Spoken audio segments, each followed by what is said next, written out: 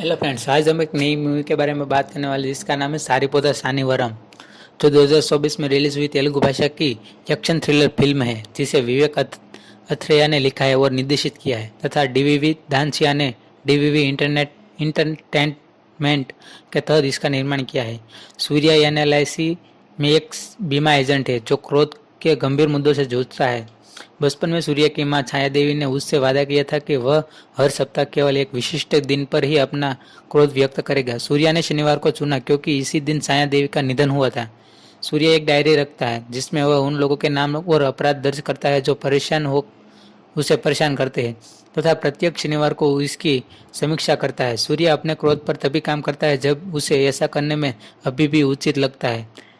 यदि वह काम करना चुनता है तो वह शनिवार को रात को 11:59 तक ही ऐसा कर सकता है। सूर्य की हिंसक प्रवृत्तियों के उसके पिता शंकरम और उसकी बहन भद्रा द्वारा चुनौती दी जाती है। सूर्य बचपन में ही अपने सचेरी बहन कल्याणी के लिए भावनाएं रखता था जिसे वह प्यार से कल्लू कहता था। हालांकि कल्लू अपने शराबी पिता सीतास्या से बचने के लिए अपनी मां प्रभावती के साथ चली गई और एक नई पहचान बना ली। सूर्या के गुस्से के कारण भद्रा की शादी में संघर्ष होता था जिसके परिणाम स्वरूप वह उसके साथ सभी संबंध तोड़ देती है और एक स्कूल में शिक्षक की नौकरी कर लेती है। इससे शंकरम क्रोधित हो जाता है जो शनिवार को सूर्या के दुश्मनों को चेतावनी देने का बीड़ा उठाता है क्योंकि सूर्य की आदत है कि वह उस दिन छाया देवी के सम्मान में उन लोगों को छोड़ देता है जिन्हें वह नुकसान नहीं पहुंचा सकते।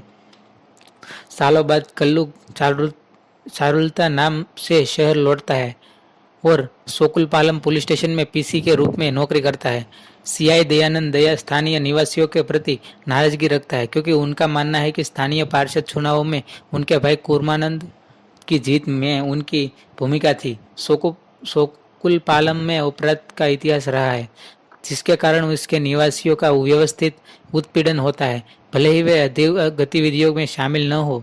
जब भी कुर्मानंद दया पर अपनी संपत्ति के बारे में दबाव डालता है जो मुकदमे में है और जिसे बेचने के लिए उसके हस्ताक्षर की आवश्यकता है, दया अपनी हताशा को दूर करने के लिए सोकुलापलेम से लोगों को बेतरतीब ढंग से गिरफ्तार करके आरोप गढ़कर और पुलिस की बर्बरता करके जवाबी कार्यवाही करता है। चारुलता समुदाय का विश्वास जीतने के लिए छोटे छोटे तरीकों से मदद करती है। सूर्या को दया का पता तब चलता है जब वह अदालत में परिसर में एक बुजुर्ग महिला को परेशान करता है। चारुलता देखती है कि सूर्या दया का ध्यान भंग करने के लिए उसकी कार के नीचे पेट्रोल फेंक देता है ताकि ऐसा लगे कि उसमें रिसाव है जिसके महिला भागने में सफल हो जाती है। चारुलता सूर्य से दोस्ती करती है और जल्द ही नोटिस करती है कि कोई शनिवार को उसके हमलावरों को निशाना बना रहा है जिसमें दया का सहायक और विश्वासपात्र एसआई सुधा भी शामिल है।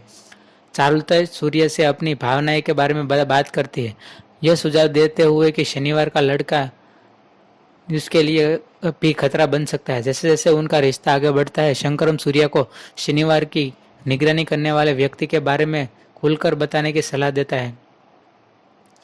चेतावनी देता है कि अगर चारुलता को यह बात किसी और से पता चलती है तो उसे विश्वासघात महसूस हो सकता है। जब दया कुर्मानंद द्वारा अपमानित होने के बाद सोकुलपालम में एक परिवार पर हमला करता है तो सूर्य उन्हें अस्पताल में ले जाता है। चारुलता आती है और उम्मीद करती है कि शनिवार वाला लड़का दया पर भी हमला करेगा। सूर्य बताता है कि वह शनिवार वाला लड़का है और सोकुलपालम की जिम्मेदारियां लेने का वादा करता है। चारुलता को पता चलता है कि दया और सुधा गुरुवार की सुबह एक मंदिर में कुर्मानंद की हत्या करने की योजना बना रहे क्योंकि शाम को ऐसा करने का प्रयास करना व्यर्थ होगा क्योंकि कुर्मानंद कई लोगों से घिरे एक पब में हो गए। जवाब में सूर्य कुर्मानंद को मुख्य अतिथि के रूप में एनएलआईसी कार्यक्रम में आमंत्रित करता है और हमले को शनिवार तक के लिए टाल देता है। शनिवार की सुबह जब चारुलता दया को मंदिर ले जाती है तो शंकरम सूर्य को उसकी डायरी के उसकी योजनाओं के बारे में जानने और उसकी सुरक्षा के लिए डरने के बाद नींद की गोलियां खिला देता है। जब सूर्य बेहोश पड़ा होता है तो चारुलता मंदिर में योजना को बाधित करती है और दया उस शाम पब में हमला करने की योजना बनाता है। इस बीच सूर्य के कुछ पुराने दुश्मन उसके परिवार पर हमला करते हैं जबकि भद्रा जो अब गर्भवती है उनसे मिलने जाती है।